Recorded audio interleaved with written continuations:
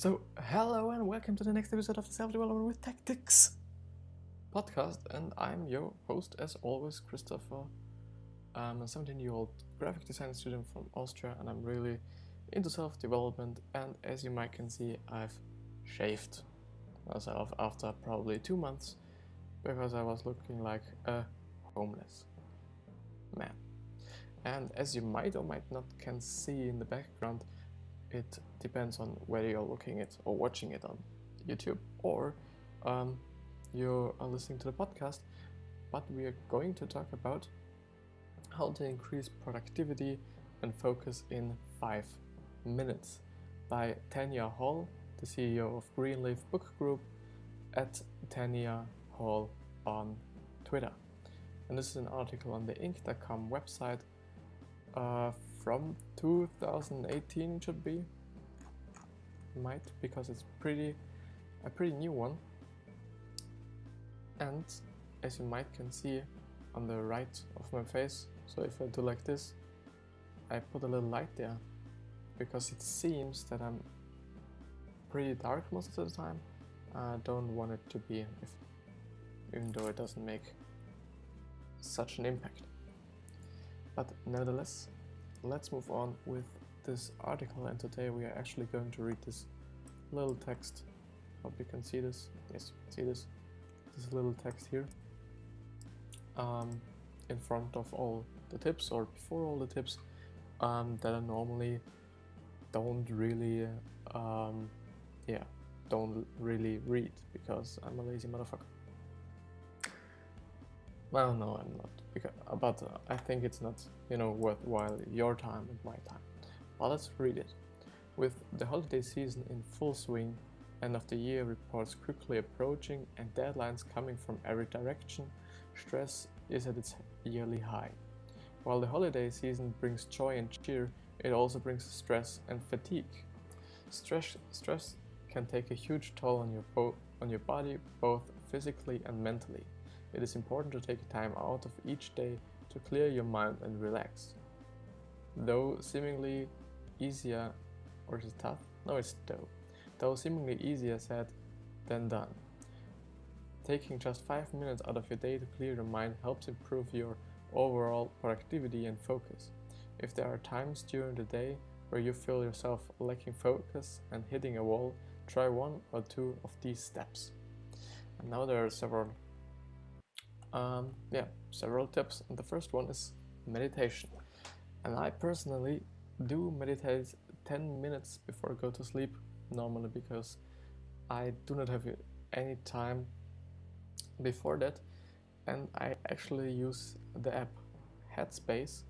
Not actually the app, but there is an app, but on your phone and on your computer you just go into your browser and make an account. And I'm not sponsored or anything by them, but I'll show it to you. Headspace, my Headspace, hope it works.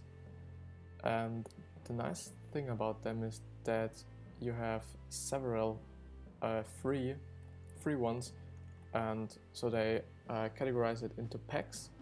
And the first basic pack is free, all of them. So all of their meditations in this pack, but there are a lot of other packs, and there you get the first one for free every time. And so I just go through all these free ones, or so as you can see or not see, they have names like sleep or appreciation or grieving, and so they are for every situation you might be in your life.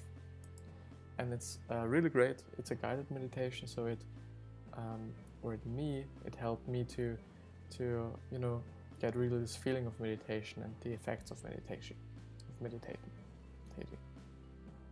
Yeah. But nevertheless, let's see what they are saying. Meditation brings an abundance of health benefits such as stress reduction, anxiety control, improved emotional health, increased attention span, improved sleep, pain management, and reduced blood pressure.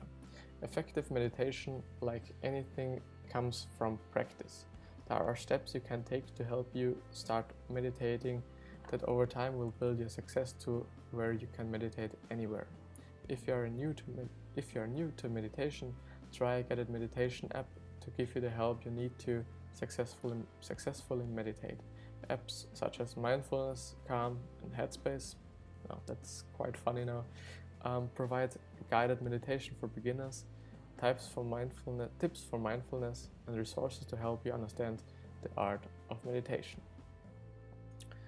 For now on, or up to this point, is it working? Yes.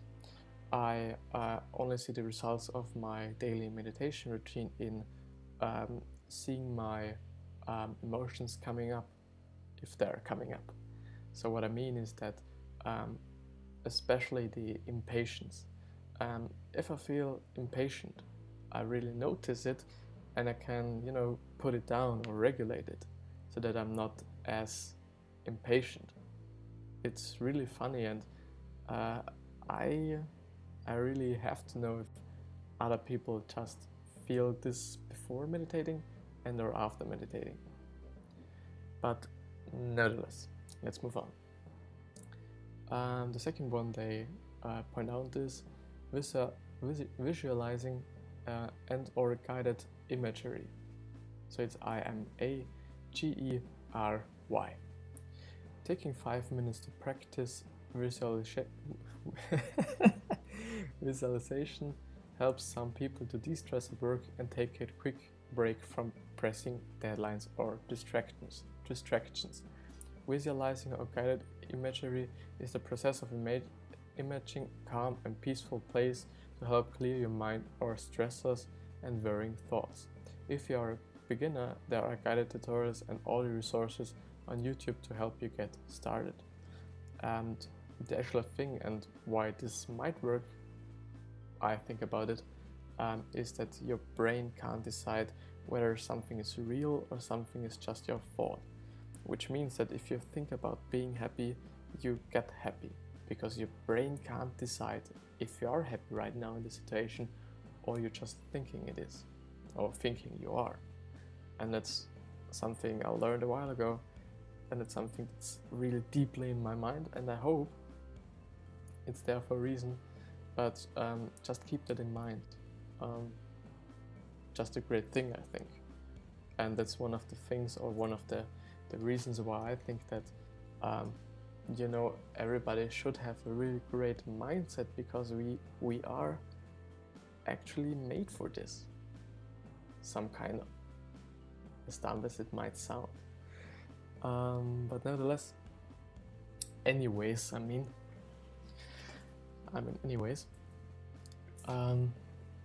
let's move on.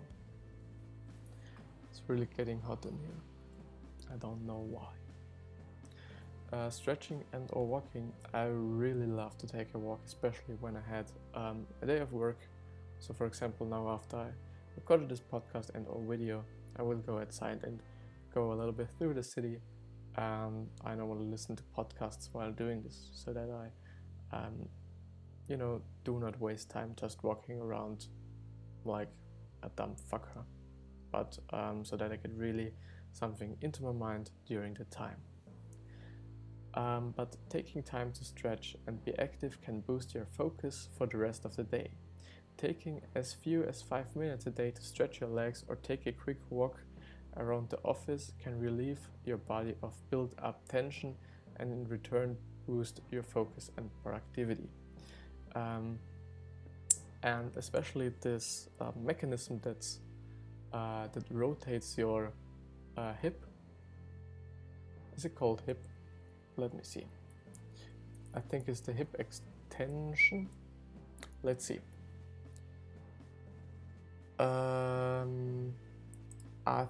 Or the hip extender. It might also be. I'll quickly look it up. Extender.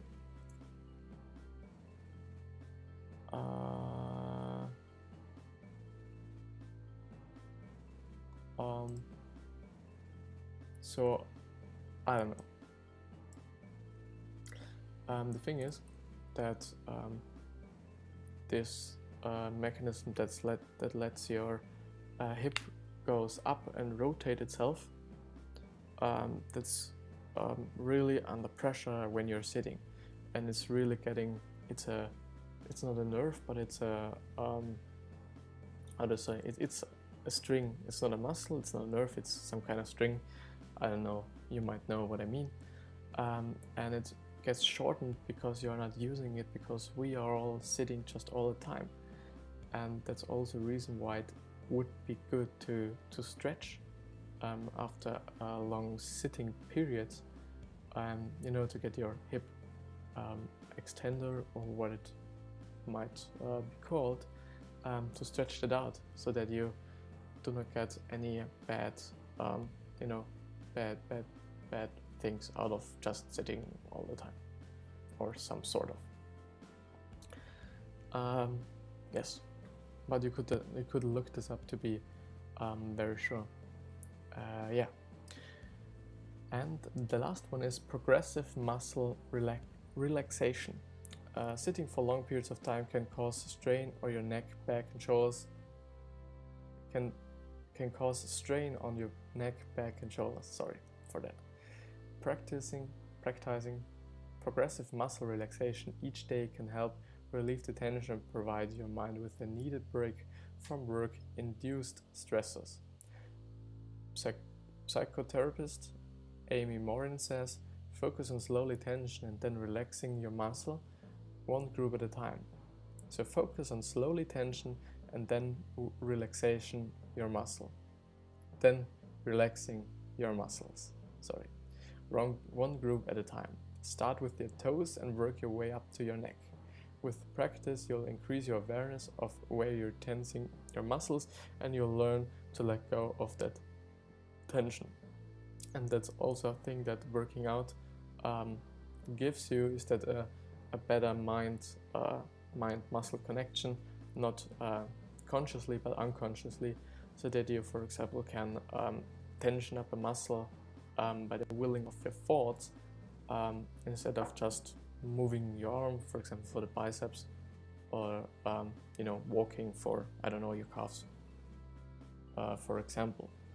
And I know that there is a certain repetition count that really lets you build this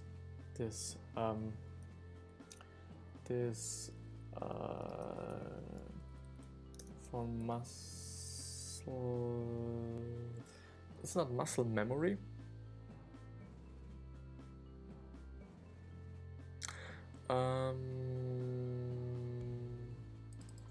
Muscle brain connection. Do you develop warm-up sets? But there's a term, muscle memory. Muscle memory basically means that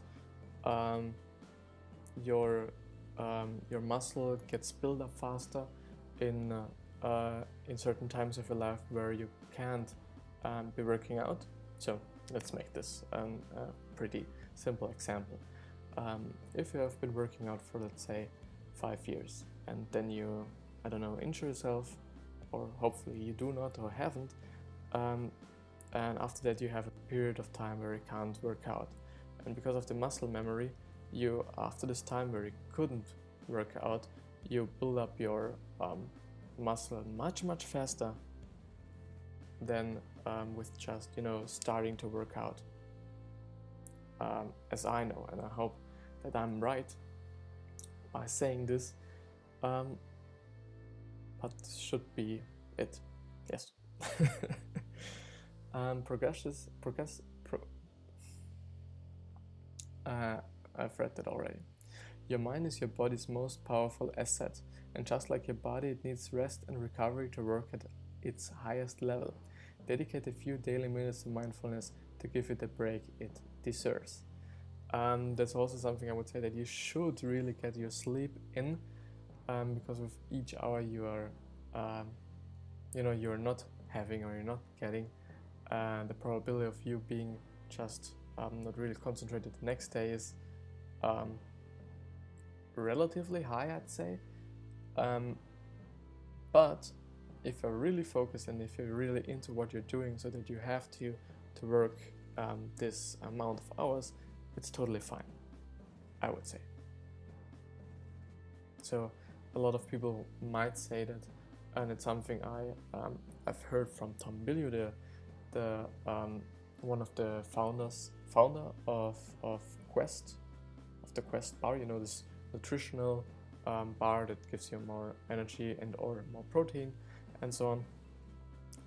He said that a lot of people might be just really mad at him for working so long, and he just says that he likes it, and that's why he works such a lot, because it's what makes him happy. And if that's for you, I would say you should do this.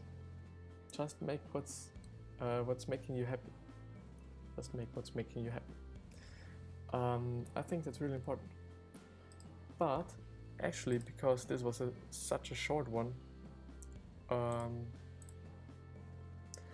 there is another one. The one habit you can master in 10 minutes that will transform your life forever, also on the Inc.com website, and this time from, I think it's called Geoffrey. It's Geoffrey, so Geoffrey James, and on Twitter he's called sales_source, if you want to look that up. And the article is called The One Habit You Can Master in 10 Minutes That Will Transform Your Life Forever.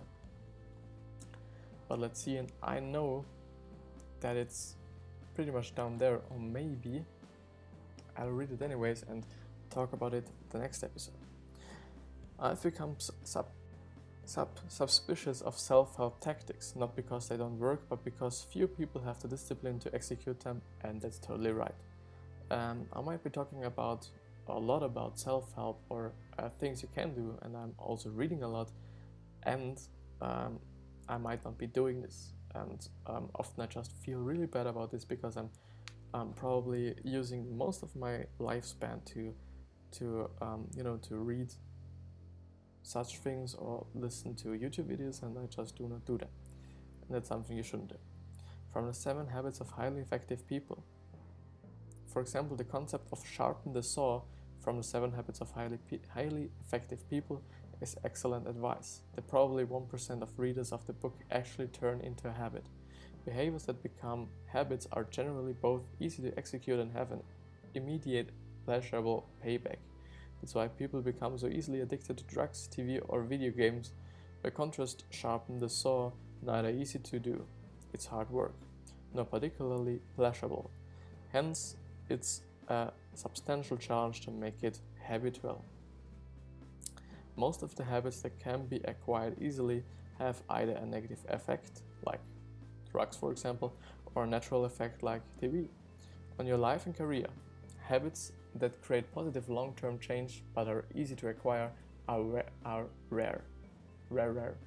So rare in fact that most people are pressed to name even a single example.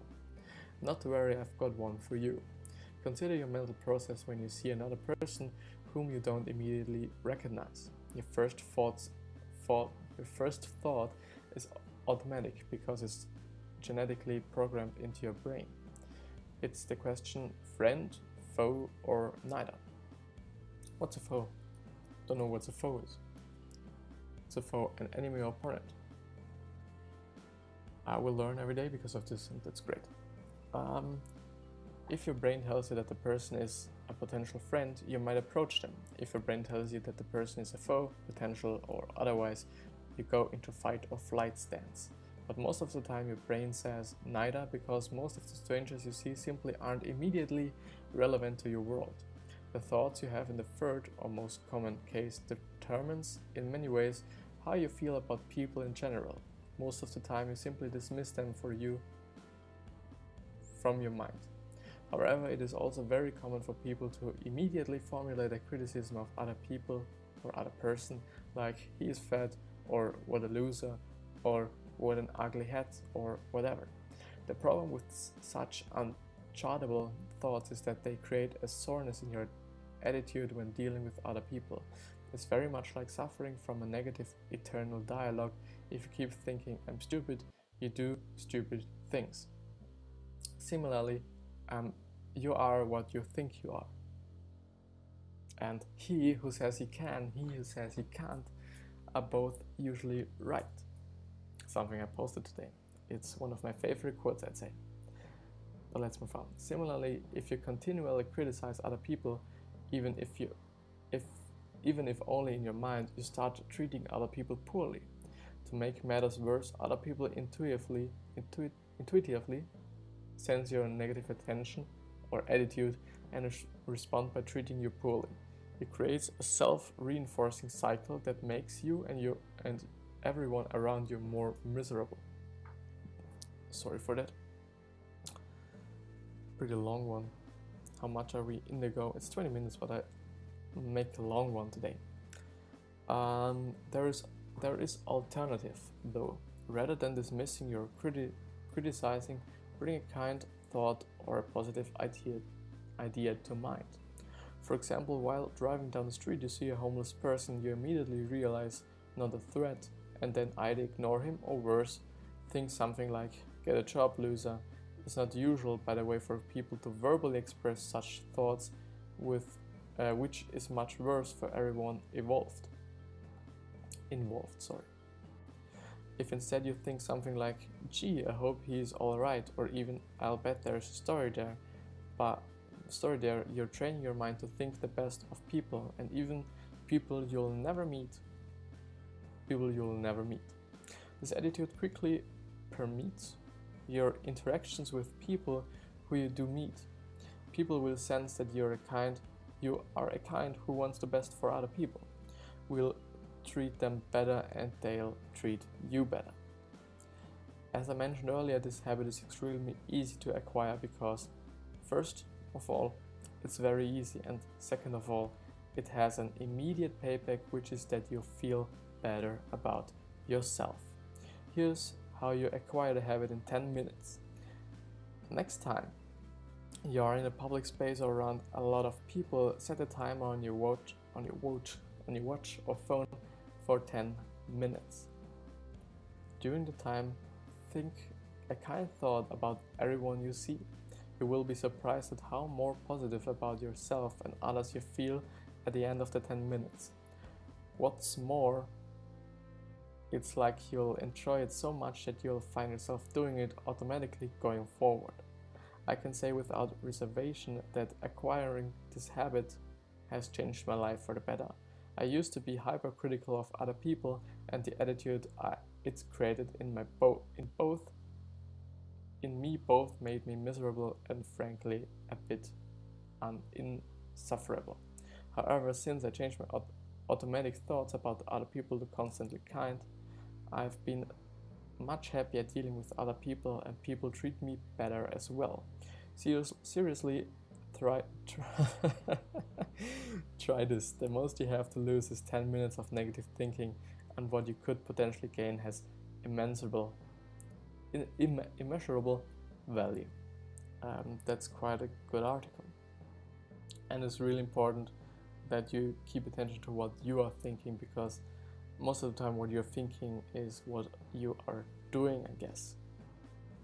I feel like it just now. I have no study to show this, but I feel like it. And that's for today, I'd say. A little bit feeling strange now, just talking such a lot. I hope you got something out of this. I want to say lesson now. Out of this video, and if so, tell me in the comments if you're on YouTube, or text me on every social media platform that is down in the description, whether you are on the podcast or on YouTube. And I'm really thankful for having you, and I'll probably see you tomorrow or today or whenever. Thank you.